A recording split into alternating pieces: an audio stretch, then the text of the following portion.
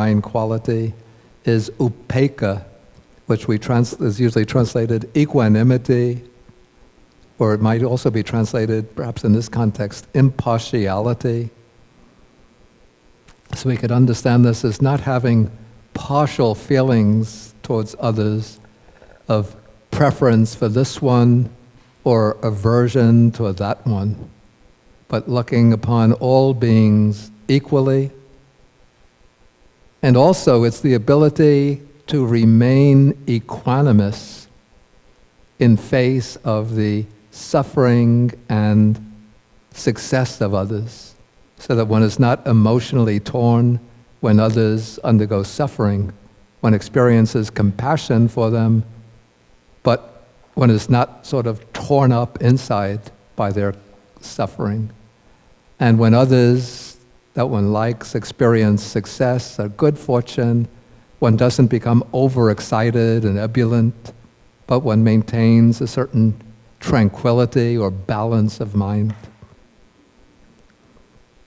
Okay, now these are, four excellent, exalted qualities, but in the Buddha's teaching, on their own, we can see they are not sufficient for liberation, for enlightenment, but on their own, sort of their own dynamic leads to rebirth in the Brahma-world, beyond the sense-sphere heavens, into the realm of the sublime deities, the Brahma deities.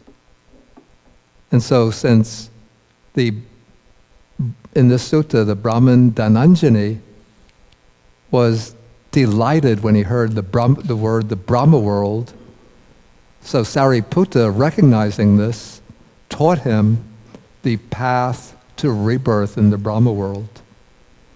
And so Sariputta leads him, through the four Brahma-viharas. We could imagine that while Dhananjani is lying there on his bed, and as Sariputta is explaining the method, probably he's teaching him in greater detail than has come down in the sutta, that the Brahmin is following along and directing his mind accordingly. So as the Brahmin is listening, he's also practicing the four Brahma-viharas, and probably because of his past merits, he succeeds in obtaining them. He actually enters into those meditative absorptions.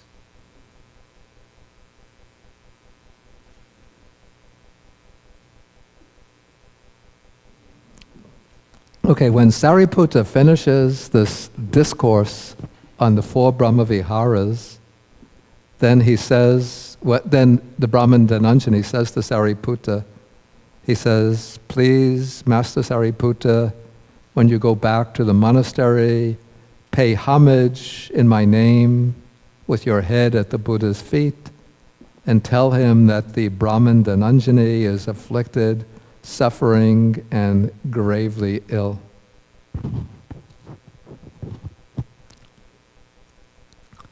Okay, so then it said that the Venerable Sariputta, having established the Brahmin Dhananjani in the inferior Brahma world, this is very important, rose from his seat and departed while there was still more to be done.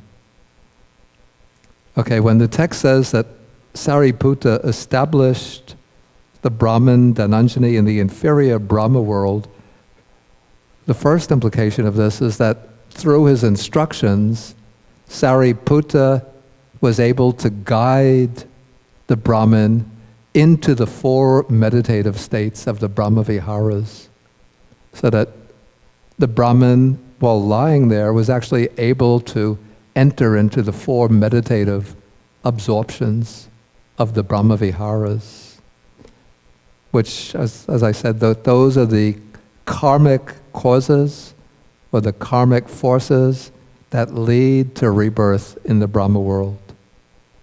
But there's something else in this paragraph, or this sentence, which is significant.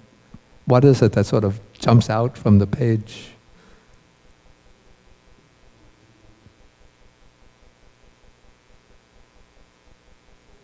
Some, excuse me? That's the next phrase. But from this phrase itself, let's say from the first part of the sentence.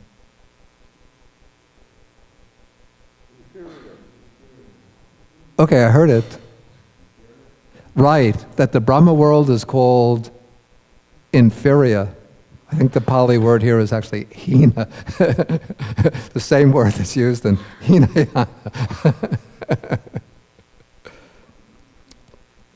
So, from the standpoint of the Buddha's teaching, rebirth in the Brahma world on its own is inferior to something that lies beyond.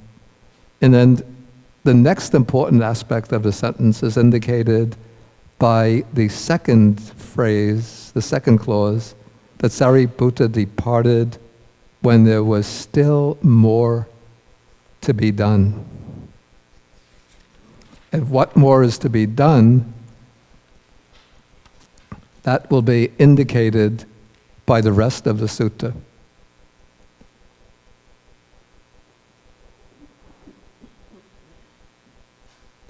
Okay, so soon after the text tells us, soon after the Venerable Sariputta had left, the Brahmin Dhananjani died and he reappeared in the Brahma world. So apparently he had changed his way of life so that he was engaging in meritorious action, and then through Sariputta's guidance, he developed the 4 immeasurables, the 4 Brahmaviharas, and that was sufficient to bring him to rebirth in the Brahma world.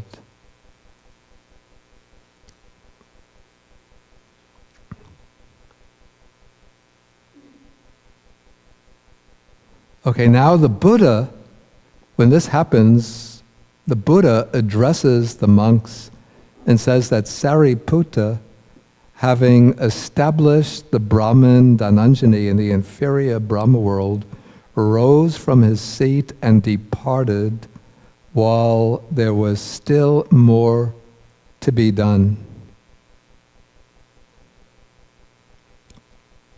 So this is happening before Sariputta arrives back at the monastery. So the Buddha knows with his supervision,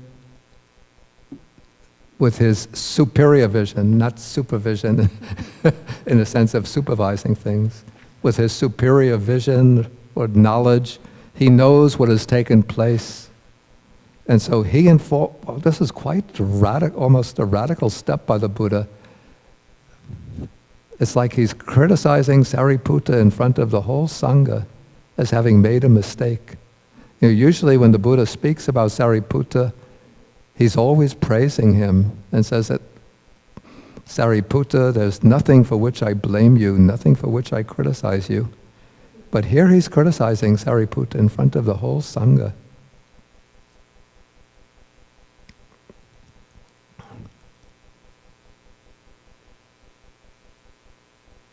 Okay, so now Sariputta arrives back in the presence of the Buddha, and after paying homage to him, he sits down to one side, and then he reports to the Buddha that, Venerable Sir, he says, the Brahmin Dhananjani is afflicted, suffering and gravely ill.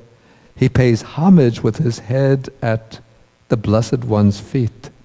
So Sariputta at this point, you could see, from the fact that he's delivering the message in this way, he doesn't know that the Brahmin has passed away.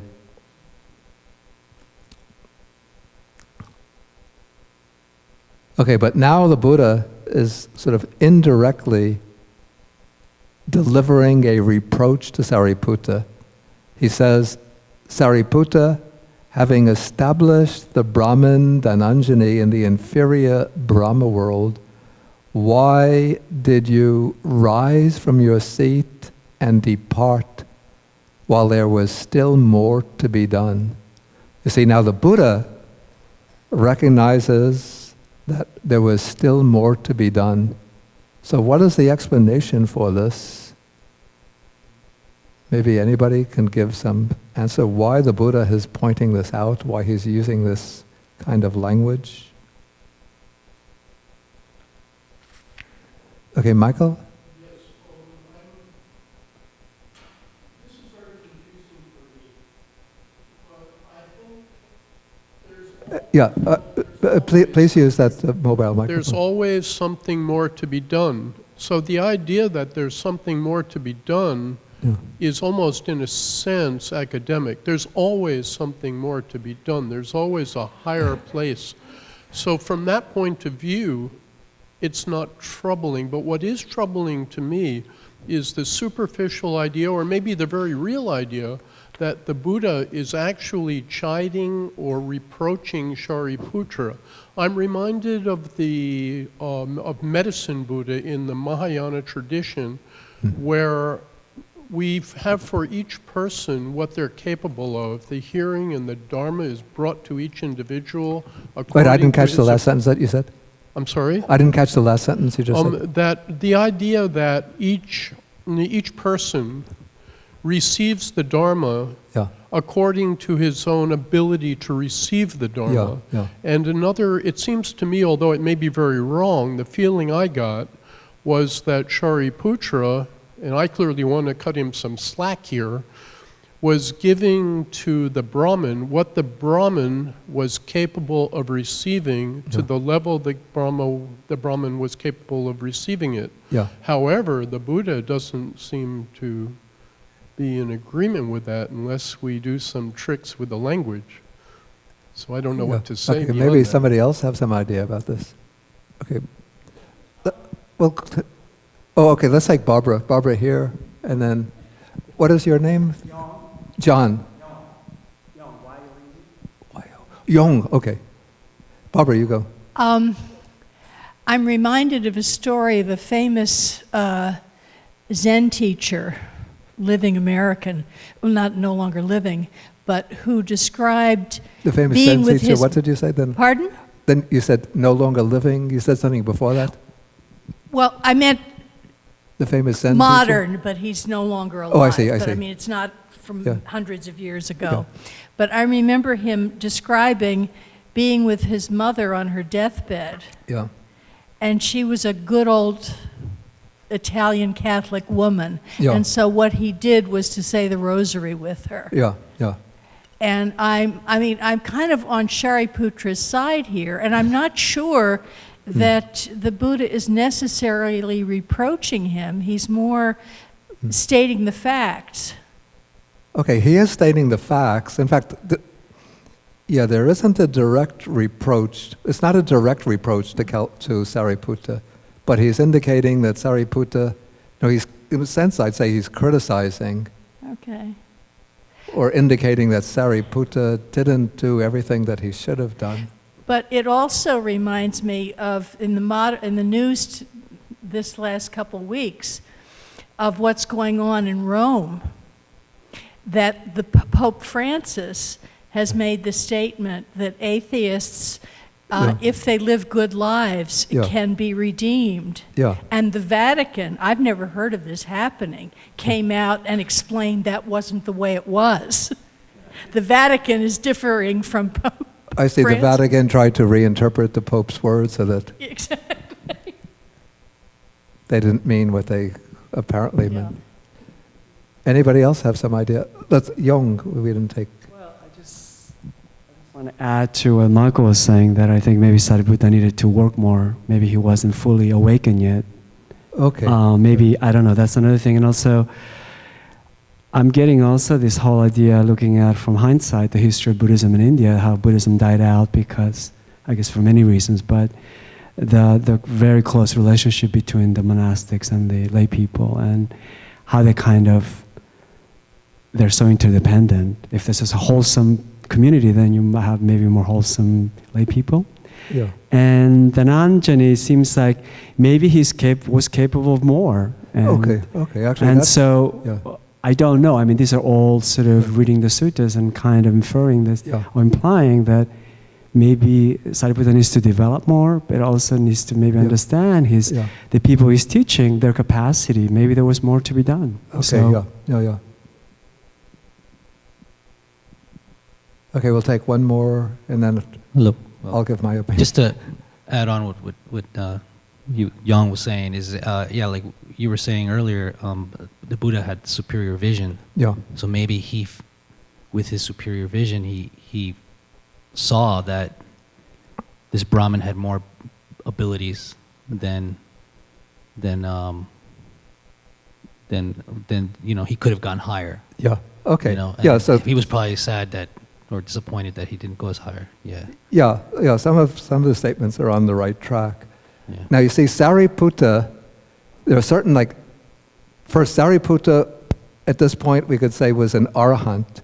So in terms of his own spiritual development, there's nothing more to be done. He didn't have to develop, any further in order to gain liberation. But there are certain knowledges which are considered to be, some of them special to a Buddha, which are not shared by other arahants, or else some arahants will also have them. But apparently Sariputta didn't have the special knowledges to the extent of some of the other arahats, or by no means at the level of the Buddha. And that is the ability to know the tendencies and dispositions of the people being instructed. So when the Buddha says that there was something further to be done, something more to be done, this means that the Buddha would have seen and known, through his superior vision, that the Brahmin Dhananjani probably had the potential to become at least a stream enterer, to get onto the path to liberation. Or if he had the Brahma Viharas, perhaps even to get onto the path to this third stage of enlightenment, third of the 4 stages, the stage of non-returner.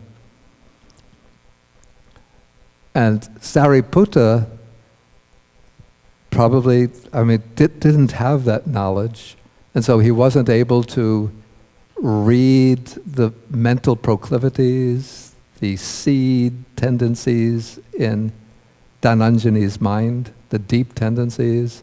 And so when he guided him to the Brahma-world, he thought, this is sufficient. Maybe 5 years ago, 10 years ago, the guy was heading for hell. And now he's gotten him not only, out of a destination towards hell, but he's directed him to the Brahma-world. So Sariputta could have been quite satisfied with that. But the Buddha would have seen that Dhananjani would have had enough panya, or wisdom, to have achieved at least the first stage of enlightenment. And now what happens when one is reborn in the Brahma-world without having that wisdom developed, that insight into the Dharma, then one can remain in the Brahma-world for, can be several aeons, even hundreds of aeons. But that wholesome karma will eventually wear out, become exhausted, depleted, and then one passes away and comes back into the human world. The way I think of it, you're enjoying this bliss and peace of the Brahma world, and one passes away and comes out from the mother's womb with a wah, wah, wah, and then is back kindergarten, first elementary school, high school, all the pain of adolescence, first love, applying for college, student loans, searching for a job, unemployment, getting insurance, all over again. Whereas if one has gained even the first stage of enlightenment, then one can be reborn in the Brahma world, but one will go on developing one's wisdom in the Brahma world and then pass into final liberation. What's interesting, I actually had 2 suttas to take today, but we didn't get to the second one, but I'll take it next time. But I'll just sort of give you a coming attraction or foreshadow of what's to come. This is a sutta, it's number 99 in the Majjhima Nikaya, where the Buddha is teaching a young Brahmin by the name of Subba, who asks about, he asked the Buddha, do you know the way to the Brahma-world? And the Buddha says, I know the way to the Brahma-world. I could tell it to you. Just like somebody giving directions to get from Cold Spring to Chuang Monastery. And then the Buddha gives him, the formula for the 4 Brahma-viharas. And then the Buddha, the young Brahmin Subha says to the Buddha, after getting this instruction on the Brahma-viharas, he says, wonderful, excellent, venerable Gautama, I go for refuge to the Buddha, Dharma, Sangha. Please be my refuge as long as I live. And now I'm very busy, I have some other things to do. And he gets up and leaves. And so the Buddha just leaves off there with instruction on the Brahma Viharas. The Buddha doesn't give him any teaching on impermanence, suffering, non-self, dependent origination, the 4 Noble Truths. And so Subha, this young Brahmin Subha,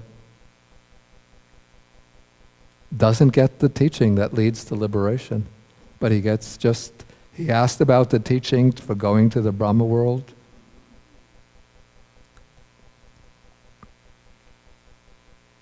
And he receives that teaching.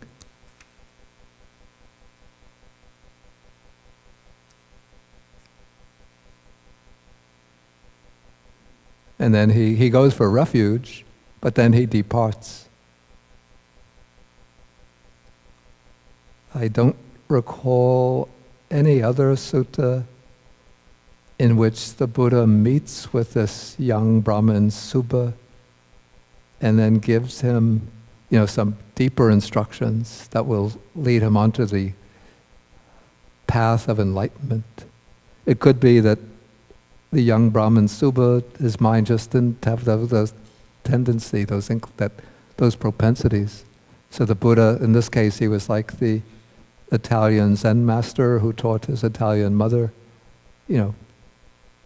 gave her to pray to God in order to go to heaven. Okay, any questions or comments? Please, again, your name again? Victor. Victor? Victor, yeah, Victor. Yeah, Yes. okay. One question is, for us as practitioners, what is the importance of practicing Brahma-vihara meditation, and is it something that... Yeah, my own opinion is that the Brahma-viharas are very, very important. Because I see them as functioning at every stage in the Buddha's path, and also as fundamental values, and quite apart from the Buddha's path, but in human relationships and in communal life. I'm going to take a selection of texts on the Brahma-viharas and put them together, and then we'll send them out to everybody who's registered for the course. So for the next class, that's what we'll do. It will be taking that portion of the Subha Sutta, not the whole sutta, because the earlier parts of the Subha Sutta are dealing with a lot of matters of concern to the Brahmins. But it'll do an overview of some suttas mostly from the Majjhima Nikaya, but from other Nikayas dealing with the Brahma-viharas. Then I'll bring up the point that you just addressed in the next class. Sukhi. Let the microphone come back.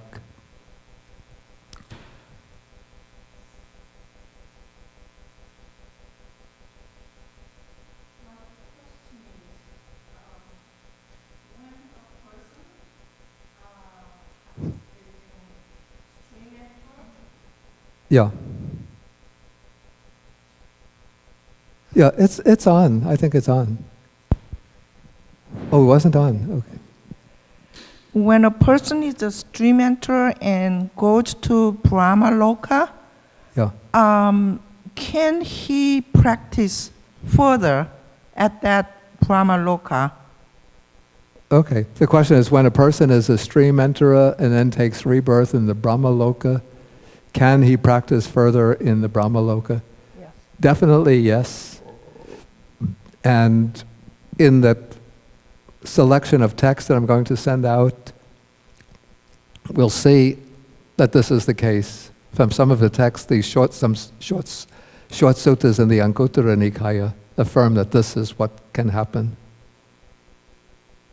How far, so that means at the Brahma-loka he can attain enlightenment. Yeah, in the Brahma-loka he can achieve arhatship and then pass directly into nirvana from the Brahma-loka without coming back into the human world.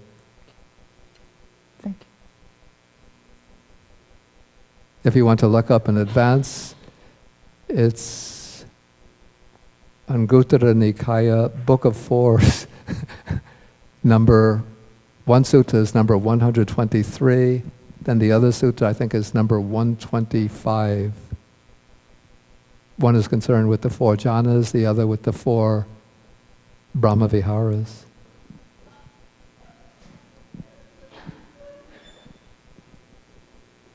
Any further questions or comments? Okay, then we'll take a break for the lunch, and then we'll have a discussion period, say 12 o'clock, 12:10, maybe 12:10, we'll start 12:10. Okay, so we will end with the sharing of the merits. And if there's anybody who is not registered, if you write your email contact down, then you can give it, Johnny, will you take it? And give it to Kaiti, then she'll put it into the computer.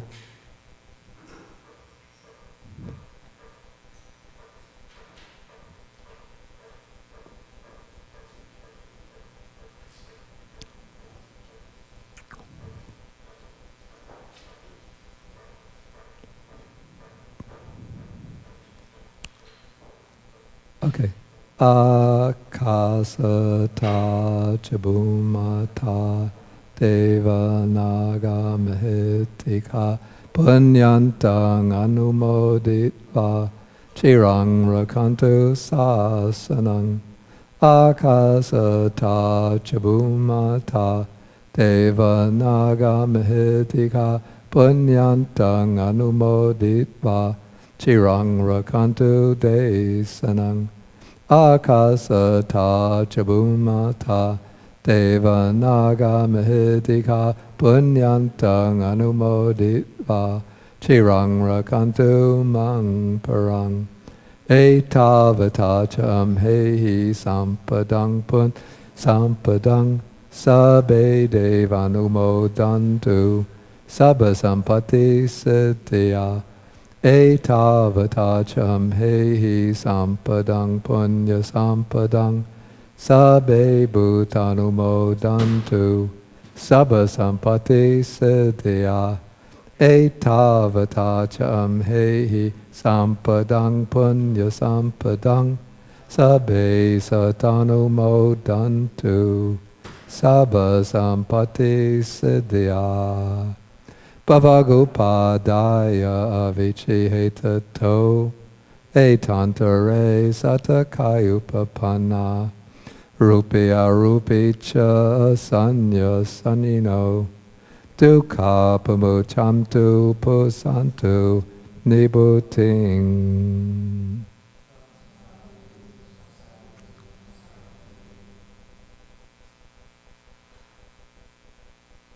Okay, so then we end with 3 bows to the Buddha.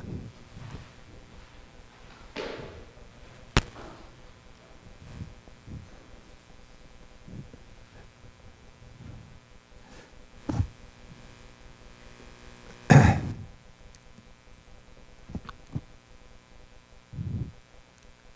1, 2,